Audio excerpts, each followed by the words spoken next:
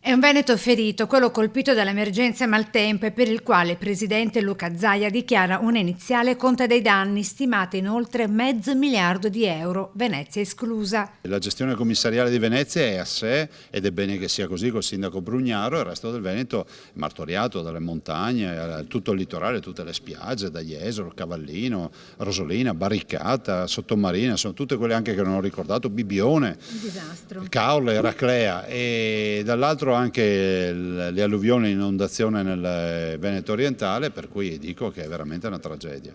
65 milioni di euro i fondi stanziati sbloccati dal Ministero delle Infrastrutture e suddivisi tra il Comune di Venezia e una parte della provincia violata per interventi di varia natura per la salvaguardia della laguna e del suo turismo, con una promessa: garantire la prossima stagione estiva. Le spiagge saranno più belle di prima, le rifaremo nuove.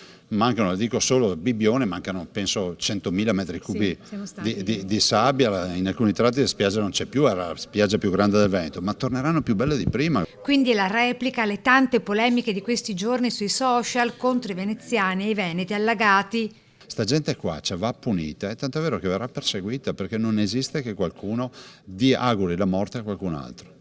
Si paga il prezzo della richiesta dell'autonomia? Cioè questo è quanto ha scatenato tutto questo odio sui social, secondo me? Ma guardi, questa è una regione che produce tasse, è solidale con tutti, quindi ha pieno diritto di chiedere indietro i soldi delle proprie tasse, punto e basta. Ma non ce l'abbiamo con nessuno, nel momento di difficoltà si aiuta chi è in difficoltà, se no ci lasciano i soldi delle tasse e l'autonomia e ci arrangiamo, vedano loro.